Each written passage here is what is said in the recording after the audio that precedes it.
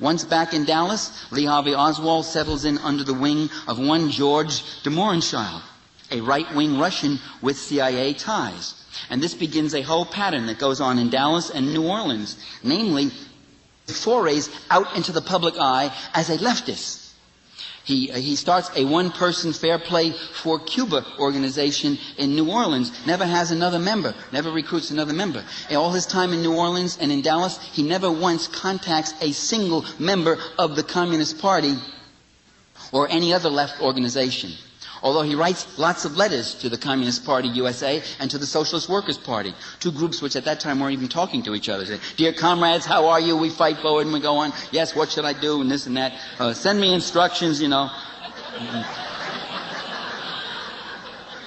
He blazes a trail, local TV, fistfights, inflammatory incidents, leaflets. One of the leaflets shows that his organization was on Camp Street, in the very same building that Guy Bannister had his office. Guy Bannister was an FBI agent, and a whole bunch of other Cuban emigre right-wing groups were there. And his personal relations were with right-wing anti-communist Cubans, or with right-wing crypto-fascists or CIA types or others. So while he supposedly was this leftist, and if you ever heard any of the tapes of him speaking and explaining what communism was or socialism was, it's laughable. It's this little rote, superficial thing. While he was a leftist, in fact, all his personal associations were with right-wing people linked to the intelligence community. He also knew Jack Ruby.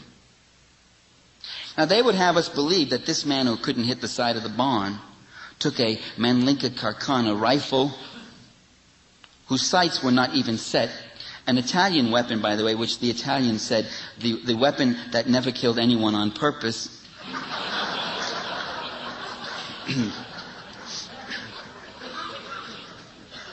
And he fired and killed the President of the United States. That he would forego shooting President Kennedy when he had a full body shot of him coming right at him down Houston Street, right toward the Texas Book Depository, where he could go at him like a shooting gallery that's coming closer and closer. Perfect, the ideal thing. He didn't shoot him then. He waited until the car turned at a 110-degree angle down Elm Street, and as he went by and had only his head and a little portion of his shoulders, and then firing through the trees, he rapidly got off 3 shots in a few seconds, something which the best marksmen in the country were not able to emulate until after much practice and after the sights on the Manlinka Carcana were reset and brought into a laboratory and fixed in there. And they had all sorts of remarks to make about the awful performance of this rifle.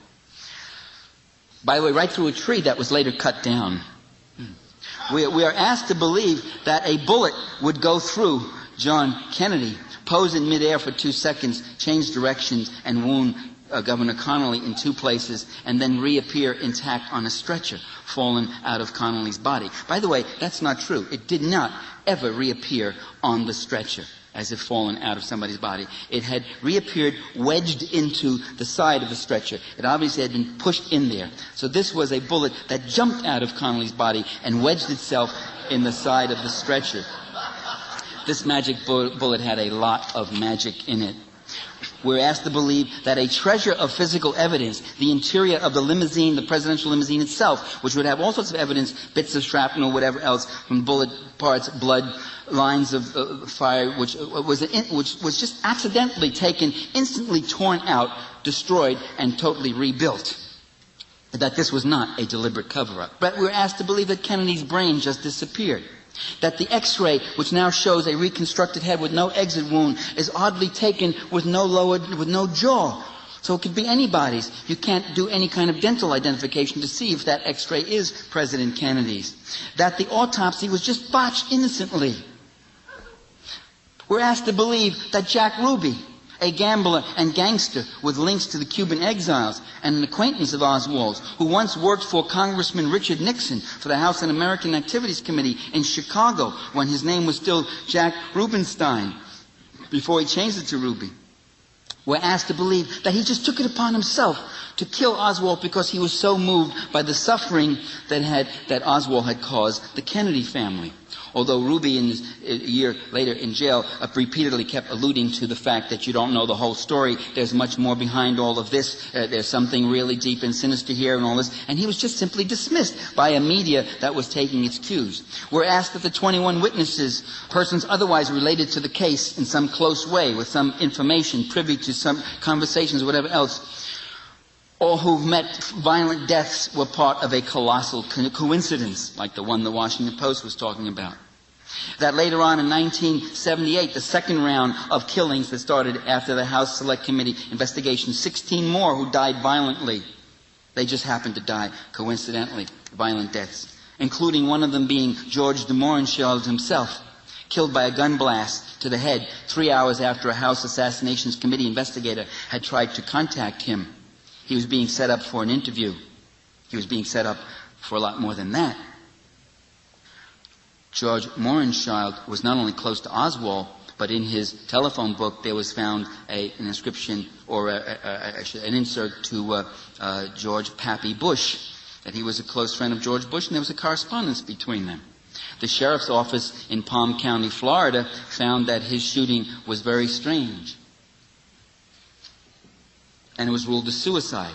William Sullivan, a third guy in the FBI, who was supposed to appear before the House committee to talk. By the way, Sullivan was on CIA, according to Robert Murrow, he was on the CIA payroll.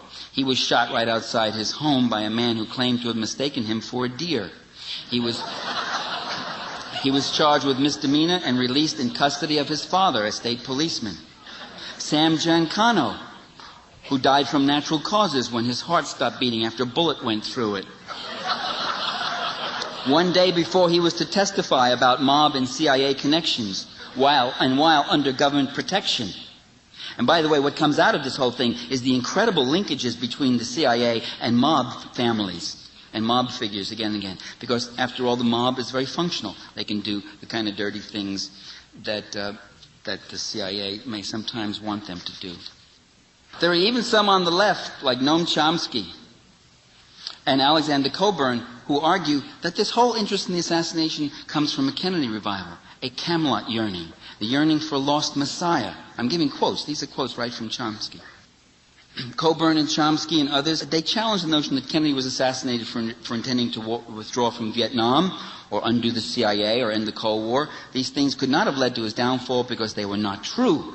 Kennedy was a cold warrior, a counterinsurgent who wanted a military withdrawal from Vietnam only with victory.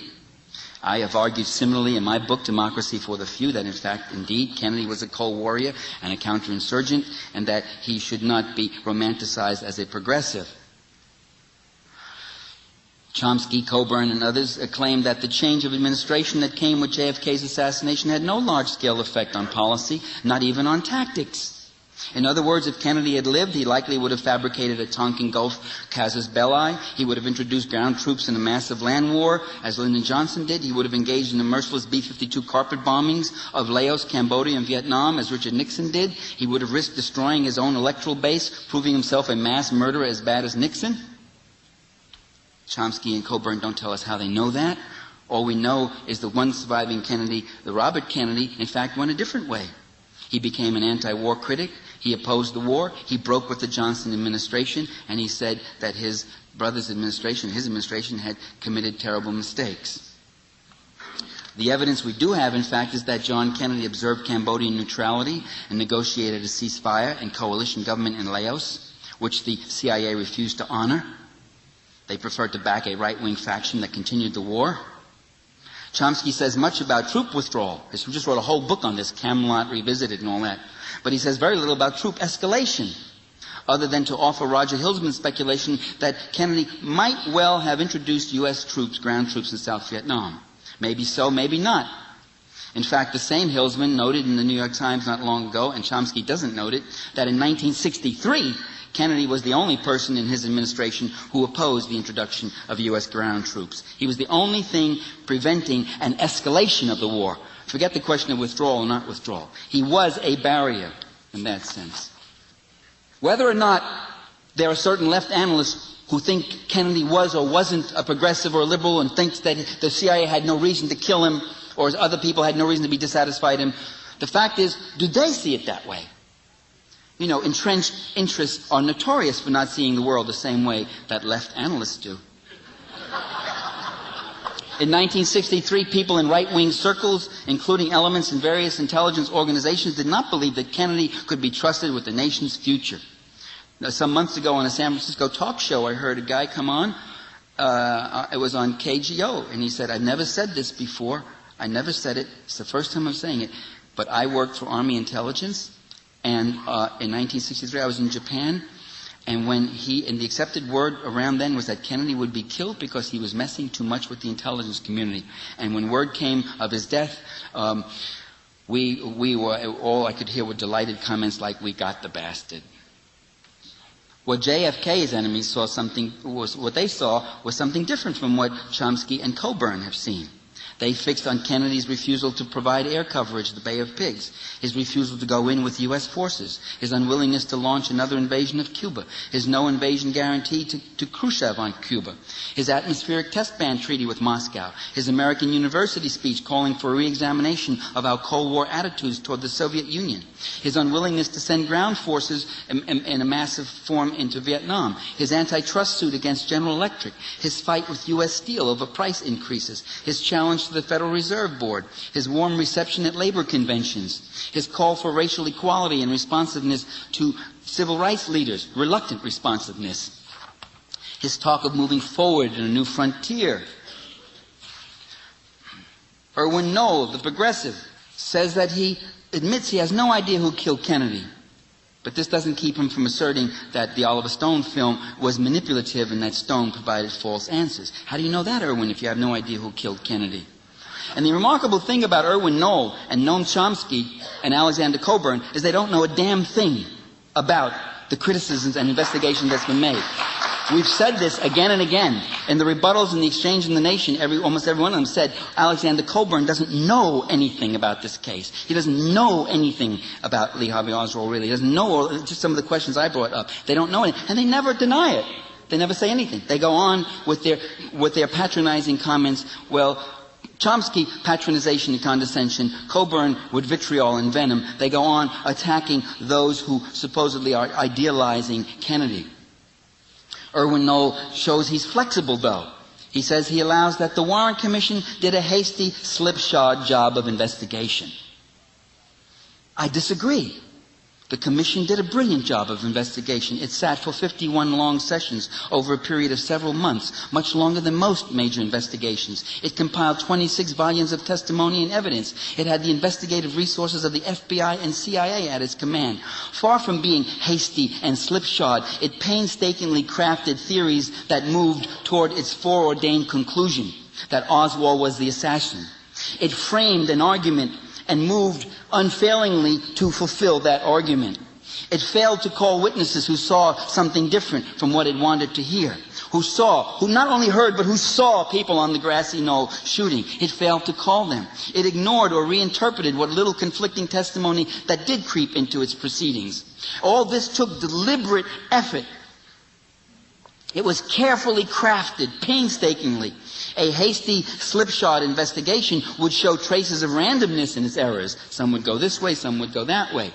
But the Commission's distortions consistently move in the same direction in pursuit of a prefigured hypothesis.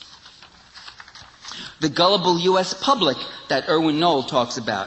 Knoll condemns Oliver Stone for playing on the gullibility of the American people. See, he's not gullible. He's cool. He doesn't fall for this. He's so cool he didn't even go see the movie, you see. The U.S. public has not bought the official explanation. 78% say they believe there was a conspiracy. And both Chomsky and Coburn in The Nation, Chomsky in Z Magazine, and again in a letter in exchange with me, both of them dismiss that fact and point out the same identical analog. They point out that, in fact, over 70% of the people also believe in miracles. So, what does that prove? And what has that got to do with the question at hand? That people can have a stupid opinion about one thing doesn't mean they're stupid about everything. In fact, Chomsky and Coburn are themselves evidence of that.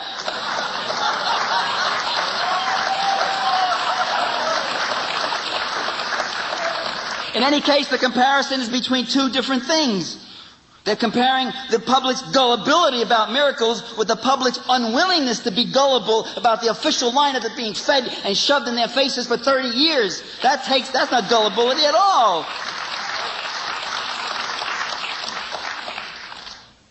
Alexander Cockburn and Noam Chomsky have told us that we must not reduce great developments in history to conspiracy, for then we lose sight of institution, class, and other systemic factors of American capitalism. I don't need them to tell me about systemic factors in American capitalism. I use a structural analysis in all my writings. But investigating the JFK conspiracy, we are not looking for an escape from something unpleasant and difficult. That's psychiatrist Noam Chomsky speaking. But we're hitting upon the nature of state power in what is supposedly to be a democracy. Conspiracy is not something that's in contradistinction to structural analysis. It is part of it. These guys will use conspiracy, they will use legitimacy, they will finance elections, they will use publicity campaigns, they will set up liberalish organizations, they will set up alternative trade union movements, they will use assassins and death squads, they will use every single conceivable thing there is. And this was one of the things they used. When they had someone who was giving them trouble, when they had someone who was standing in their path because he was a little too bright and too shiny, when they had an agenda to save Southeast Asia from communism, they would kill one of their own. And that is a tremendous revelation. It was a startling revelation to the American public to make them realize what kind of a gangster government and national security state we really have in this country and what it does around the world.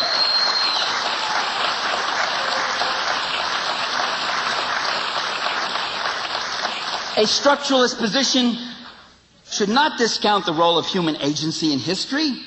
Institutions are not self-generating forces. The great continuities of corporate and class interests, that's Cockburn's phrase, do not happen of their own accord like reified, disembodied social forces. Neither empires nor national security institutions come into existence in a fit of absent-mindedness. Although the British elites used to say that, the British Empire was accumulated in a fit of absent-mindedness. Give me a break, as these guys plotted and killed and brought armies in and destroyed and bribed and murdered and lied and did all the things and plundered these countries and plundered them. Absent-minded? God knows when you focus your attention what you would do. There's a conscious interest being pursued here, and the evidence for it is the state itself.